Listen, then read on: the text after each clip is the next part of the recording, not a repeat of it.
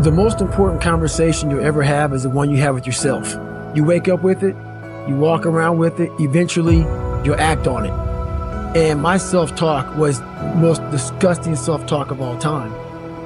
So the sewer of my mind, like I said, you have to go back in there and fix things. A lot of us are afraid. Like right now, 20 years ago, I was too embarrassed to tell you I stuttered, I lied, all these different things, getting beat up, getting bullied, whatever happened. But that's where the true transformation starts to happen. This is who I am. And this is where I have to fix myself. So this is where I started to develop an indestructible mental toolbox. So a lot of us run away from our fears. And we box ourselves in through a lifestyle of this is all we can do. I'm afraid of everything outside this box. What's funny about failure is we're afraid to fail a lot of times because we're afraid to get those people telling us that we're not good, that we shouldn't try again. This is how I look at it. First of all, those people are going to be there. And 99.9% of those people who are in your ear after you fail haven't even tried what you're attempting to do. Look at who's talking to you negatively first. And failure is the only way to grow. Everything I've ever succeeded in, 3 hell weeks, everything, Ranger School, everything I've ever failed, I failed miserably so many times. But what you do with that failure is you go back, you learn from it. Like, okay, this went wrong, that went wrong, that went wrong. And then you go back into it. All failure is a tool for success. It shows you how to get there. If you're willing to stay in the fight. That's the hard part. Where after failure, all these voices are saying, well, we're not good enough, we're not good enough, we're not good enough. No, we haven't tried enough. Life made you this way. We can't live like this. We can't live in fear. We can't live in judgment. We can't be afraid of what the fuck people right now are looking at me saying about me. Fuck all of you who don't like me. We cannot be afraid of that. Life made me this way here.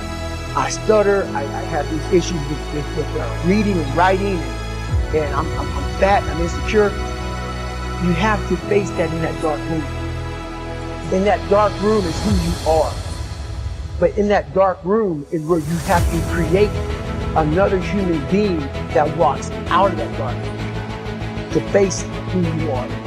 That's the only way you're going to get over all those things. You have to create someone else. Not that you have 2 different personalities. It is you. But you have to find strength. And that visualization of almost me coming out a different person, a person who doesn't give a fuck about anything, doesn't care about being judged, who knows I'm weak, who knows I'm afraid. He says, whatever you think about me, take it, whatever, I'm here. We're all looking for passion. Passion's all around you. You get a whole fucking stack of it all around you. It's insecurities, all that shit. You gotta dive deep in that shit. It's all in there. All the energy and fuel you need is right in yourself. It's all there. You got a lot of stuff to do to overcome. And, that's where I found it. I found it right there in my own insecurity. I found drive in my own insecurities. And that's the most powerful thing in the world. When you can find drive in your own doubt, fear, insecurities, it's very unstoppable. When you're afraid of something, you have to master it. That's how you start to overcome it. So what I realized, when I get to that point where I want to quit, everybody, get to the point where they want to quit. This is what happens. The mind tells you, let's go home. Let's take a warm shower. Let's get some food. This is not right. This is that. If you cannot answer the questions at that moment, because your mind's going to start giving you all these questions. And if you can't answer them, you're going to quit. What I realized when I was going through BUD/S, Ranger School, all this 100-mile race, 200-mile race, pull-up records, my mind would come creeping in. Like when I was doing 4,030 pull-ups at 2,000 pull-ups and my hands were ripped open, my mind said, look, brother, we've done all these other things. You've proven yourself. You're good. If I didn't have the answer to respond to my mind and say why I'm here, why I'm doing this, you will always lose that fight. You have to have the response to what your mind is going to tell you.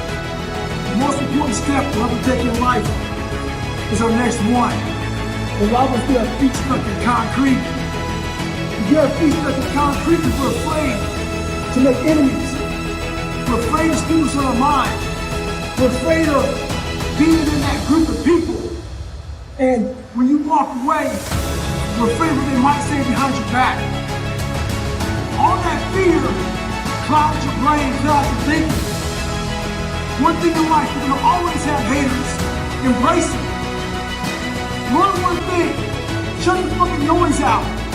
Embrace the fact that people don't like you. It means you're doing something right. Stay hard. Stay in the fight. If you're scared of something, learn about it. Figure it out, overcome it.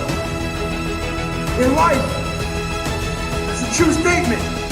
We have hard times, we hit turbulence, we fail, we fall on our ass, we have divorces, we have all kind of bullshit that happens. And we sit there and think about that one issue, and it's all we think about. And we forget to fly the plane is us. We forget to focus on everything in life, our habits, our goals, our destination. And we end up failing. If you're allowing people and things and situations to hold space in your fucking head, you're losing. Last thing, life's one big fucking head game. You play with yourself. If you lose, it's because you allow life to get in your fucking head. Stay hard.